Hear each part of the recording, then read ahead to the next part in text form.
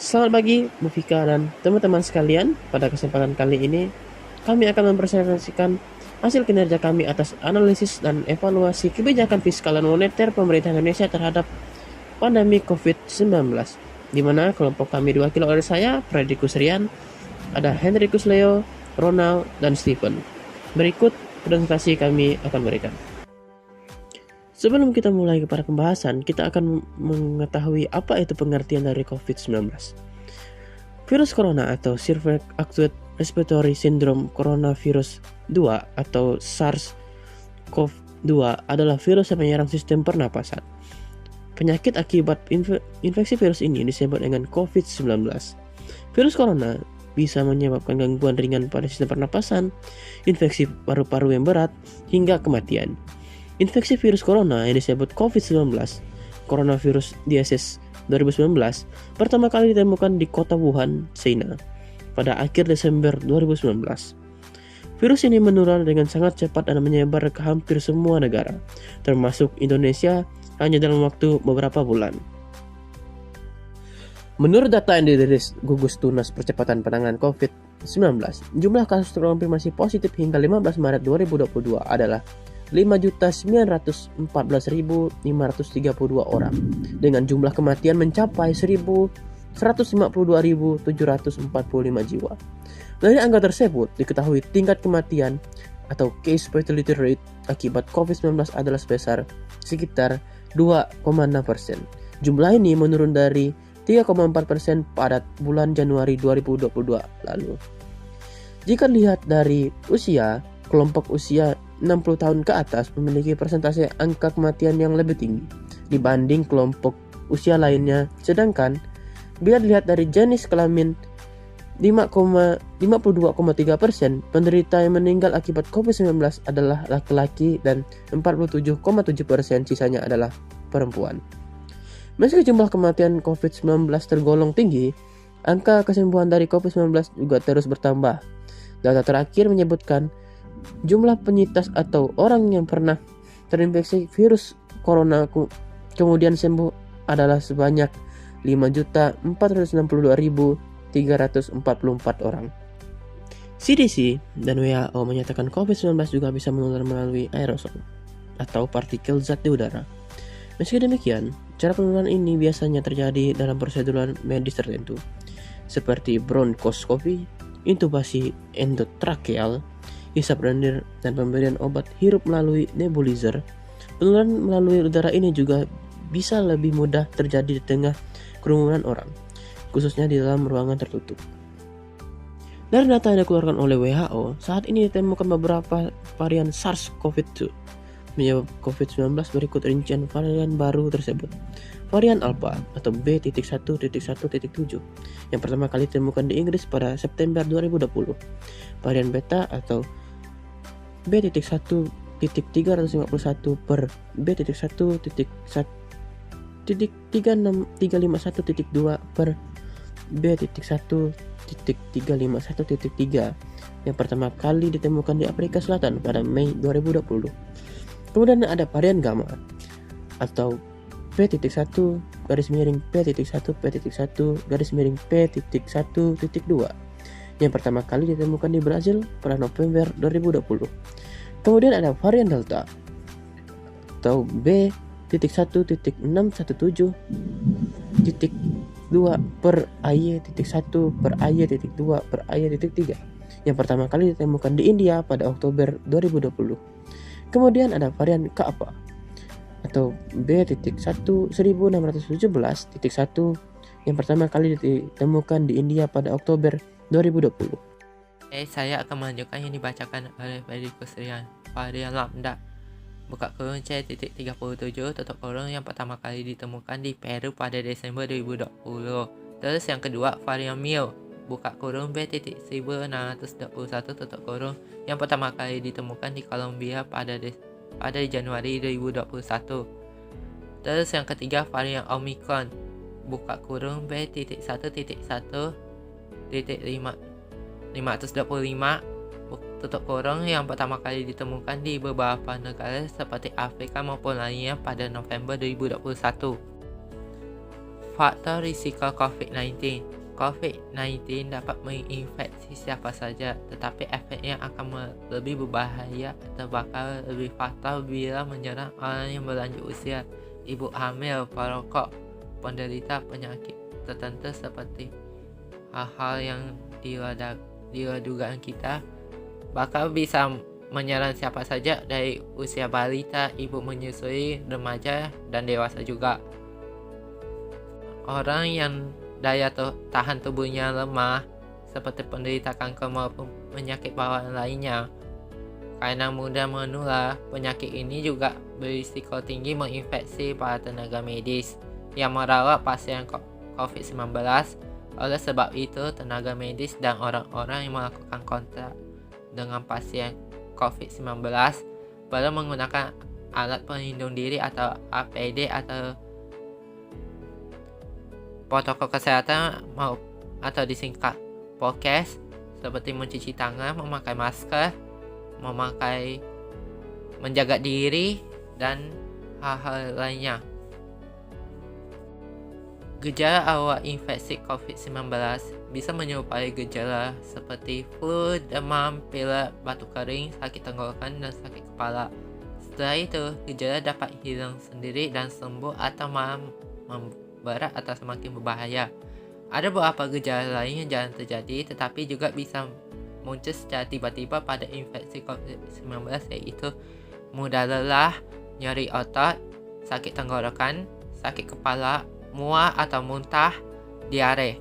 Bahkan bisa timbul gejala lain pada COVID-19 yaitu pilek atau hidung tersumbat, menggigil, bersin-bersin atau batuk-batuk, hilangnya kemampuan mengecap rasa, hilangnya kemampuan mencium bau atau disingkat anosmia. Gejala COVID-19 bisa muncul dalam 2 hari bahkan sampai 2 minggu pun juga ada setelah seseorang terinfeksi virus penyebabnya. Sebagai pasien COVID-19 juga ada yang mengalami penurunan oksigen tanpa adanya gejala apapun. Kondisi ini disebut happy hypoxia. Selain itu, beberapa laporan kasus juga menyebutkan bahwa sebagian pasien COVID-19 dapat mengalami ruang kulit, yaitu kulit memerah, ruang kulit warna merah. Di masa pandemi COVID-19, pemerintah meluncurkan Program Pemulihan Ekonomi Nasional atau PEN sebagai kebijakan pengendalian dampak COVID-19 terhadap perekonomian Indonesia. Berbagai hasil survei menunjukkan bahwa di pertengahan tahun 2021, hampir semua skala usaha seperti ultramikro, mikro, mikro kecil, dan menengah mengalami penurunan penjualan mencapai 50% hingga 75%. Bahkan beberapa berada di atas 75%. Realisasi PEN telah memiliki dampak signifikan untuk memperkuat ketahanan finansial UMKM. Selain itu, PEN juga telah mampu menjamin pelaksanaan jaminan sosial dan kesehatan berjalan secara baik. Jaminan bantuan sosial diharapkan dapat mendorong peningkatan permintaan agregat yang tertekan karena pembatasan kegiatan masyarakat selama pandemi COVID-19. Artinya, bahwa stimulus fiskal pada sisi permintaan diharapkan lebih ekspensif dibandingkan stimulus sisi penawaran. Menurut virologis dan mikrobiologis, COVID-19 merupakan virus yang cepat menyebar, walaupun fatality rate-nya rendah, tidak seperti virus flu burung atau demam berdarah. Namun, COVID-19 berbahaya bagi penduduk berusia lanjut ataupun mempunyai penyakit jantung, diabetes, darah tinggi, dan penyakit pernapasan akut. Menurut data Worldometer, pada tanggal 30 Maret, jam 11 waktu Indonesia Barat, jumlah kasus COVID-19 di seluruh dunia sudah mencapai 722.196 orang. Jumlah pasien meninggal 333.970.000 orang. sembuh 151.766 orang, dan telah menyebar di 199 negara. Sementara itu, negara terbanyak terinfeksi adalah Amerika Serikat, disusul Italia, Cina, Spanyol, Jerman, dan Prancis. Indonesia sendiri berada di urutan ke-37 dengan jumlah terjangkit 1.285 orang, sembuh 64 orang, dan meninggal dunia 144 orang. Sementara itu, jumlah provinsi yang telah terjangkit lebih dari 20 provinsi, di mana DKI Jakarta berada di urutan pertama, diikuti dengan Jawa Barat dan Banten. Dampak sosial COVID-19. Salah satu cara memutus mata rantai COVID-19 adalah dengan social distancing. Bertujuan mencegah orang sakit melakukan kontak dalam jarak tertentu dengan orang sehat untuk mengurangi penularan. Menurut Center for Disease Control dan Prevention atau CDC AS, social distancing adalah menjauhi perkumpulan, menghindari pertemuan massal, dan menjaga jarak antar manusia sekitar 2 meter. Termasuk bekerja dari rumah atau work from home, menutup sekolah dengan melakukan homeschooling, beribadat di rumah. Social distancing ini mempengaruhi kehidupan sosial masyarakat Indonesia yang terkenal berguyup, suka bersalaman, dan terbiasa berkumpul, seperti pesta perkawinan, upacara adat, dan sekedar menongkrong. Dampak ekonomi COVID-19. Dalam menghadapi COVID-19, pemerintah Indonesia melakukan pendekatan yang cepat dan prudent untuk mengurangi dampaknya pada perekonomian. Beberapa ahli mengkhawatirkan dampak ekonomi yang ditimbulkan oleh COVID-19 bisa lebih besar daripada dampak kesehatan, dan pertumbuhan ekonomi akan melambat. Jika terjadi perlambatan ekonomi, maka daya serap tenaga kerja akan berkurang, meningkatnya pengangguran dan kemiskinan. Sektor yang sangat terpukul dengan pandemi COVID-19 adalah pariwisata, karena dengan diadanya larangan traveling dan konsekuensi social distancing, imbasnya merembet ke industri perhotelan, restoran, retail, transportasi, dan lainnya. Sektor manufaktur juga terimbas karena terhambatnya supply chain bahan baku disebabkan kelangkaan bahan baku terutama dari Cina dan keterlambatan kedatangan bahan baku.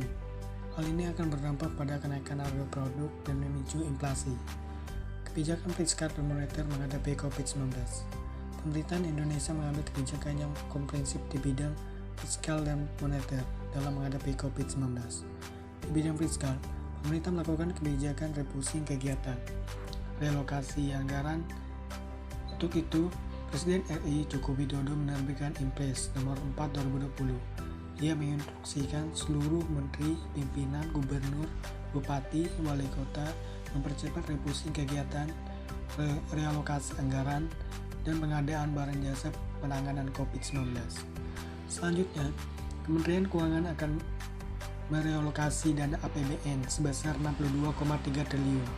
Dana tersebut diambil dari anggaran perjalanan dinas, belanja non-operasional, honor-honor untuk penanganan atau pengendalian COVID-19, perlindungan sosial atau sosial seperti NIP, dan insentif dunia usaha. APBD juga diharapkan direfocusing dan relokasi untuk 3 hal tersebut. Penguatan penanganan COVID-19 dilakukan dengan menyediakan fasilitas dan alat kesehatan, obat-obatan, insentif tim medis yang menangani pasien COVID-19, dan kebutuhan lainnya. Sosial seperti ini diberikan untuk meningkatkan daya beli masyarakat melalui program Keluarga Harapan atau PKH, Kartu Indonesia Pintar atau KIP, Kartu Sembako, dan Beras Sejahtera. Kementerian, lembaga, atau Pemda diharapkan memperbanyak program padat karya termasuk dana desa. Sedangkan insentif dunia usaha dilakukan untuk membantu pelaku usaha khususnya UMKM dan sektor informal. Kemenku juga menerbitkan PMK 23 2020 yang memberikan stimulus pajak untuk karyawan dan dunia usaha, yaitu penghasilan karyawan ditanggung pemerintah, pembebasan pajak penghasilan impor, pengurangan angsuran PPh pasal 25. Di samping itu, pemberian insentif atau fasilitas pajak bertambah nilai yang terdampak COVID-19.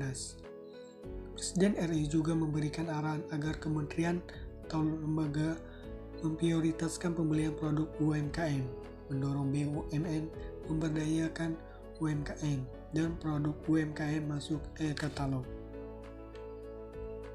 Di bidang moneter, kebijakan moneter yang diambil harus selaras dengan kebijakan fiskal dalam meminimalisir dampak COVID-19 terhadap perekonomian nasional.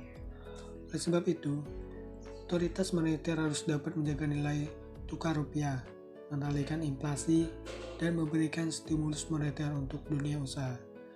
Diharapkan ada relaksasi pemberian kredit perbankan dan mengintensifkan penyaluran kredit usaha rakyat atau KUR. Have a nice day. Mungkin sekian presentasi dari kelompok kami. Mohon maaf sebelumnya atas segala penyampaian yang salah, informasi yang kurang akurat, dan berbagai kekurangan lainnya. Saya mewakili kelompok mengucapkan terima kasih sebanyak-banyaknya dan sampai jumpa di presentasi selanjutnya. Saya ucapkan terima kasih sedalam-dalamnya. Selamat pagi.